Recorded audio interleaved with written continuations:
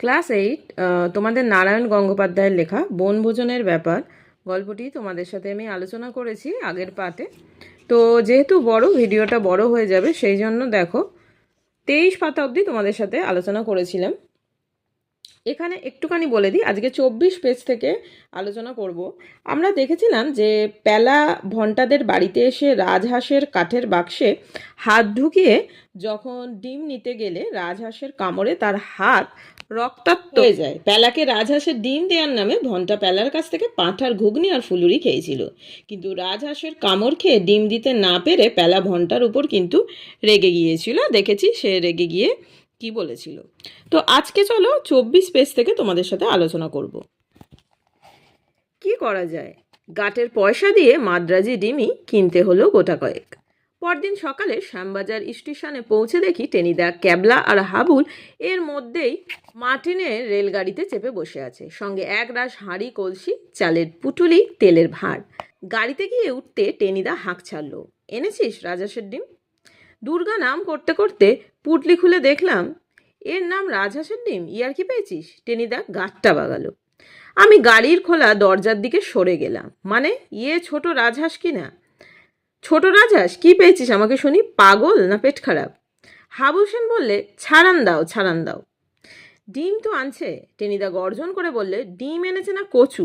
এই তোকে বলে রাখছি প্যালা, ডিমের ডালনা থেকে তোর নাম কেটে দিলাম। এক টুকরো আলু পর্যন্ত নয়, একটু ঝোলও নয়। মন খারাপ করে আমি বসে রইলাম। ডিমের ডালনা আমি ভীষণ ভালোবাসি, তাই থেকেই আমাকে বাদ দেয়া। আচ্ছা বেশ, খেয়েও তোমরা। এমন নজর দেব পেট ফুলে ঢোল হয়ে যাবে তোমাদের। তো এখানটা আগে একটুখানি বুঝিয়ে দিই। তাহলে এখানে আমরা কি দেখলাম, যে পরদিন সকালে শ্যামবাজার স্টেশনে পৌঁছে বেলা দেখতে পায় যে টেনিদা, ক্যাবলার, হাবুল মার্টিনের রেলগাড়িতে চেপে বসে আছে, সঙ্গে এক রাশ হাঁড়ি, কলসি, চালের পুটলি ও তেলের ভাঁড়।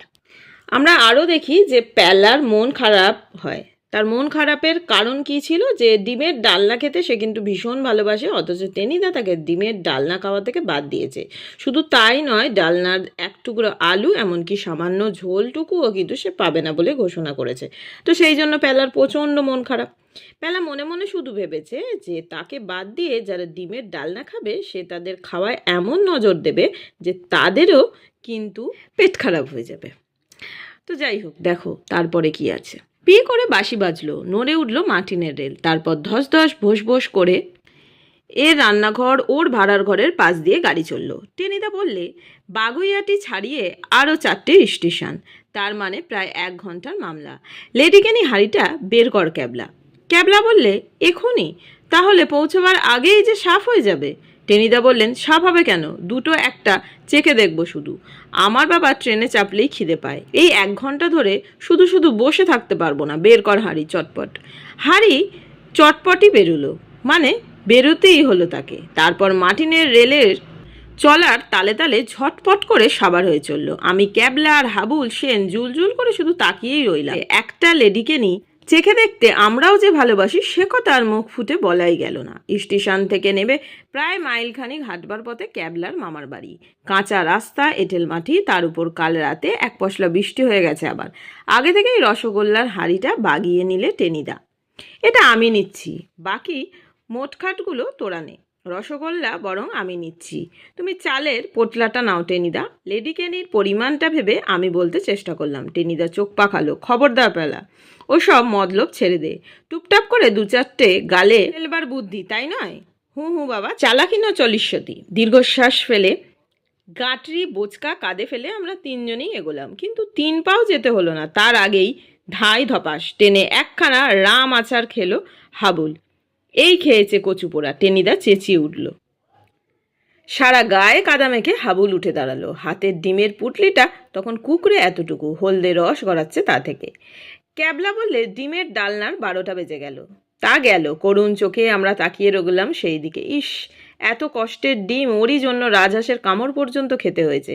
টেনিদা হুঙ্কার দিয়ে উঠল, দিলে সব পণ্ড করে। এই ঢাকায় বাঙালটাকে সঙ্গে এনেই ভুল হয়েছে। পিটিয়ে ঢাকায় পরোটা করলে তবে রাগ যায়। আমি বলতে যাচ্ছিলাম হাবুল 4 টাকা চাঁদা দিয়েছে, তার আগেই কি যেন একটা হয়ে গেল। মনে হলো আমার পা দুটো মাটি ছেড়ে শো করে শূন্যে উড়ে গেল। আর তারপরেই কাদা থেকে যখন উঠে দাঁড়ালাম তখন আমার মাথা মুখ বেয়ে আচারের তেল গড়াচ্ছে। ওই অবস্থাতেই চেটে দেখলাম একটুখানি বেশ ঝালঝাল টকটক বেড়ে আচারটা করেছিল হাবুলের দিদিমা। ক্যাবলা আবার ঘোষণা করলে আমের আচারের 1টা বেজে গেল। তাহলে আমরা কি দেখলাম যে বনভোজনের জন্য নির্ধারিত স্থানে যাওয়ার সময় কাদায় ভরা এঁটেল মাটির রাস্তা দিয়ে চলতে গিয়ে হাবুল পা হড়কে পড়ে যায়। তবে হাতের ডিমের পুটলির ভিতরে সব ডিম ফেটে গিয়ে সেখান থেকে হলদে রস গড়াতে থাকে। টেনিদা তার অত্যন্ত লোভের জিনিস এই ডিমগুলোর এই পরিণতি দেখে সে রাগে হুঙ্কার দিচ্ছিল। হুঙ্কার গিয়ে টেনিদা কি বলেছিল, দিলে সব পণ্ড করে, এই ঢাকায় বাঙালটাকে সঙ্গে এনেই ভুল হয়েছে, পিটিয়ে ঢাকাই পরোটা করলে তবেই রাগ যায়। টেনিদা খেপে বললে, চুপ কর বলছি ক্যাবলা, এক চড়ে গালের বোম্বা উড়িয়ে দেব। কিন্তু তার আগেই টেনিদার বোম্বা উঠল, মানে স্রেফ লম্বা হলো কাদায়। 7 হাত দূরে ছিটকে গেল রসগোল্লার হাঁড়ি। ধবধবে সাদা রসগোল্লাগুলো পাশের কাদা ভরা খানায় গিয়ে পড়ে একেবারে নেবুর আচার। ক্যাবলা বললে, রসগোল্লা 2টো বেজে গেল। আচ্ছা, এখানটা একটুখানি বলে দিই। দেখো, এটা কে বললো, মানে এখানে বক্তাকে, এখানে ক্যাবলা। মানে বনভোজনের আগেও বলেছি যে নির্ধারিত স্থানে যাওয়ার সময় কাদায় ভরা মাটির রাস্তা দিয়ে চলতে চলতে এবার টেনিদারও কি হলো, পা পিছলে পড়ে যায়। তখন টেনিদার হাতে ধরা যে রসগোল্লার হাঁড়ি সেখান থেকে 7 হাত দূরে ছিটকে পড়ে। আর সাদা রসগোল্লাগুলো কি হয়, কাদা ভরা খানায় পড়ে গিয়ে মাখামাখি হয়ে একেবারে লেবুর যে আচারের অবস্থা, মানে লেবুর আচারের চেহারা নেয়। বড় স্বাদের রসগোল্লার এই পরিণতি দেখে কিন্তু ক্যাবলা এই কথা বলেছিল। তো যাই হোক, তারপরে দেখো বলছে, এই যে ক্যাবলা বললে রসগোল্লা 2টো বেজে গেল। এবার আর টেনিদা একটা কথাও বললে না, বলবার ছিলই বা কি। রসগোল্লার শোকে বুক ভাঙা দীর্ঘশ্বাস ফেলতে ফেলতে 4জন পথ চলতে লাগলাম আমরা। টেনিদা তবু লেডিকেনিগুলো সাবার করেছে, কিন্তু আমাদের সান্ত্বনা কোথায়? অমন স্পঞ্জ রসগোল্লাগুলো। 5 মিনিট পরে টেনিদাই কথা বলল, তবু পোনা মাছগুলো আছে, কি বলিস? খিচুড়ির সঙ্গে মাছের কালিয়া আর আলু ভাজা নেহাত মন্দ হবে না। হ্যাঁ, হাবুল বললে, হ হ, সেই ভালো, বেশি খাইলে পেট গরম হইব, গুরুপাক না খাওয়াই ভালো। ক্যাবলা মিটমিট করে হাসলো। শেয়াল বলেছিল দাক্ষা ফল অতিশয় খাট্টা। ক্যাবলা ছেলেবেলার সীমে ছিল, তাই একটা হিন্দি শব্দ বেরিয়ে পড়ে মুখ দিয়ে। টেনিদা বললে, খাট্টা, বেশি পাঠাবি করবি তো 4টা বসিয়ে দেব। ক্যাবলা ভয়, স্পিকটি নট। আমি তখনও নাকের পাশ দিয়ে ঝালঝাল টকটক তেল চাটছি।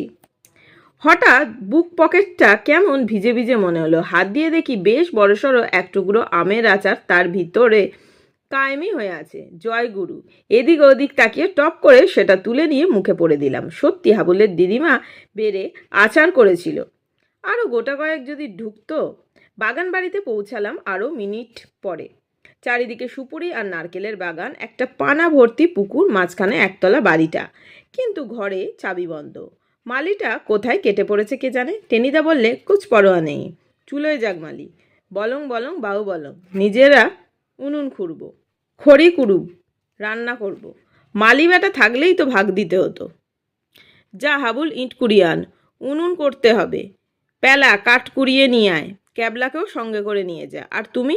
আমি ফস করে জিজ্ঞাসা করলাম। আমি? একটা নারকেল গাছে হেলান দিয়ে টেনিদা হাই তুললো। আমি এগুলো সব পাহারা দিচ্ছি। সবচাইতে কঠিন কাজটাই নিলাম আমি। শিয়াল কুকুর এলে তাড়াতে হবে তো। যা, তোরা হাতে হাতে বাকি কাজগুলো চটপট সেরে আয়।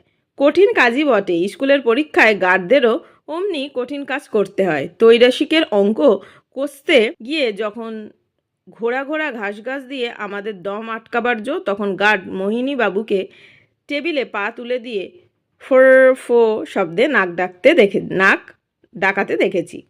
টেনিদা বললে, যা যা, সব দাঁত বের করে দাঁড়িয়ে আছিস কেন?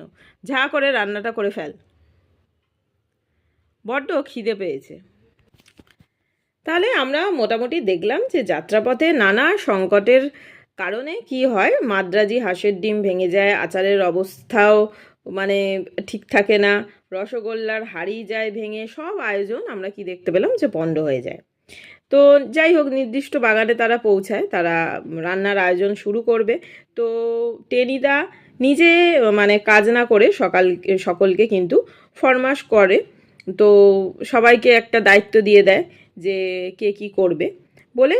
সে টেনিদা কি করে আমরা দেখছি যে সে বলে যে মানে তোরা সমস্তটা তাদেরকে হাতে হাতে কাজগুলো সেরে ফেলতে বলে, আর সে বলে যে সে সমস্তটা পাহারা দিচ্ছে। তো আজকে আমি এত অবধি তোমাদের সাথে শেয়ার করলাম। নেক্সট আর একটুখানি বাকি আছে, এটা আমি নেক্সট ভিডিওতে একটা ছোট্ট ভিডিও করে তোমাদের সাথে আলোচনা করে দেবো। তো থ্যাঙ্কস ফর ওয়াচিং, টাটা।